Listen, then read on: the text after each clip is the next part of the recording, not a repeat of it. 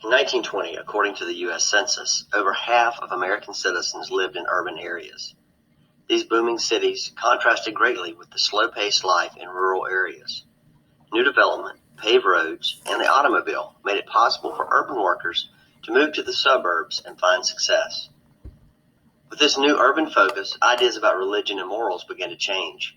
Clashes took place over religion. At the center of these clashes was the Protestant movement called fundamentalism.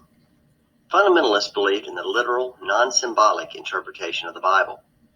This controversy was played out during the Scopes monkey trial. This trial became a national sensation. It all started when a Tennessee high school biology teacher named John Scopes was arrested for teaching Charles Darwin's theory of evolution. The famous lawyer Clarence Darrow defended Scopes, while William Jennings Bryan worked for the state of Tennessee. The case turned into an argument about biblical scriptures. Scopes was found guilty and fined $100. Small town and big city clashed again over alcohol consumption. The temperance movement had a long history in the United States. However, it hit its high watermark in 1920 when the 18th Amendment went into effect. Ratification of this amendment launched the era known as Prohibition.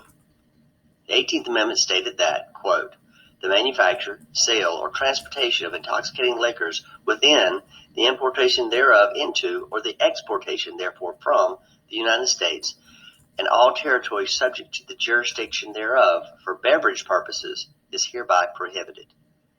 The subsequent Volstead Act set up an agency to enforce this. However, it was drastically underfunded and a dismal failure. Instead of ending the sale and consumption of alcohol, Prohibition actually brought about the development of the so-called speakeasies, where liquor was illegally sold. Oftentimes, bootleggers smuggled liquor from Canada into the United States. Organized gangs of criminals ran the bootlegging industry. People such as Scarface Al Capone built their empires on the illegal liquor business.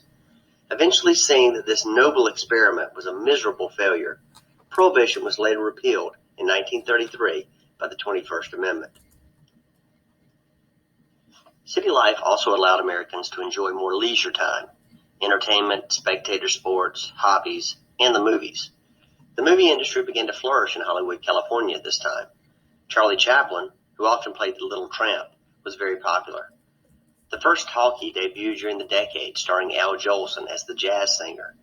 There were also popular cartoons that emerged, such as Walt Disney's Mickey Mouse and Steamboat Willie.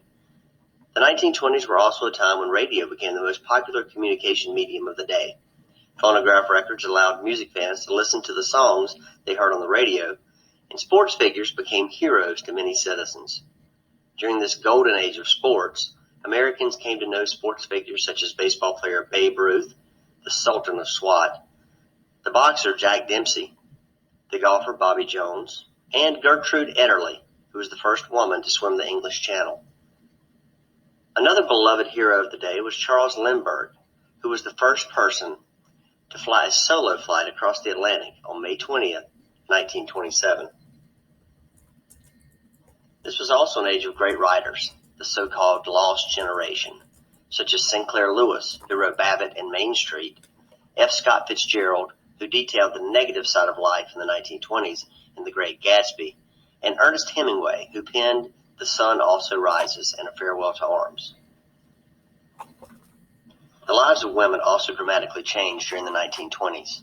In the 1920s, women began to demand the same pay as men, although this struggle is still ongoing. Young women with new styles of the age were called flappers. These women embraced the new fashions and urban lifestyle.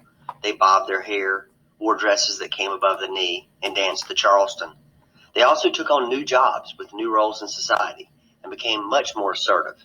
In fact, after a long and grueling battle, women even gained the right to vote with the passage of the 19th Amendment. Despite the advances that were being made at this time, prejudice took root between the races in northern cities. Out of this prejudice emerged militant black leaders such as Marcus Garvey. Marcus Garvey created the Universal Negro Improvement Association, UNIA. Garvey was from Jamaica but had moved to New York City. He advocated for African Americans to support and promote African American businesses, but he also argued that African Americans should go to their ancestral homeland in Africa and start a new country. He is credited with helping start the Black is Beautiful movement. W.E.B. Du Bois and James Weldon Johnson helped found the NAACP, the National Association for the Advancement of Colored People, in 1909. This organization strived to end racial violence and promoted the quest for African American civil rights. Harlem in New York City became the center of African American intellectual and cultural life.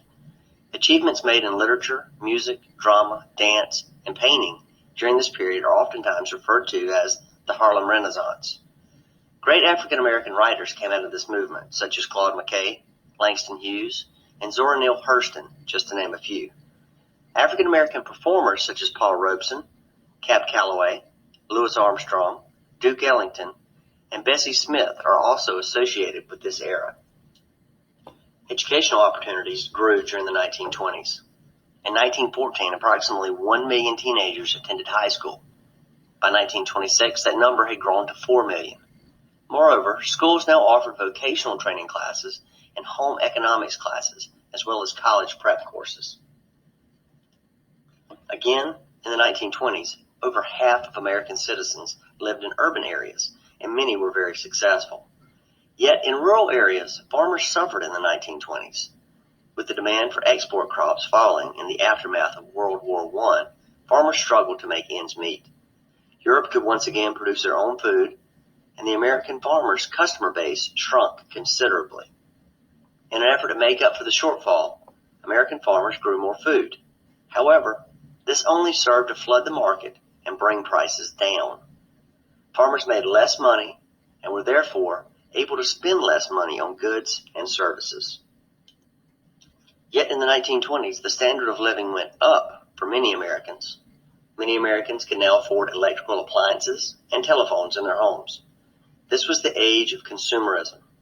Consumerism is a preoccupation with and an inclination toward the buying of consumer goods. This is when wide-scale modern advertising began. Businesses also began to sell goods through installment plans. In other words, you could buy goods over an extended period of time on credit.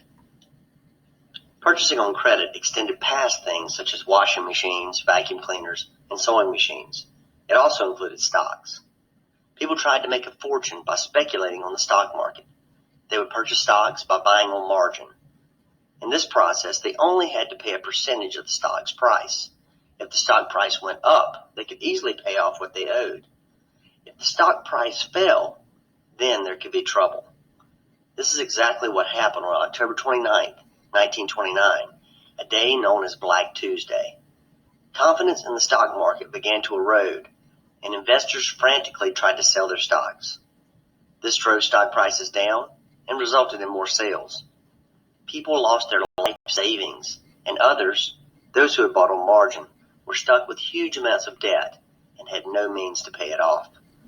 This event signaled the end of the Roaring Twenties and the beginning of the Great Depression.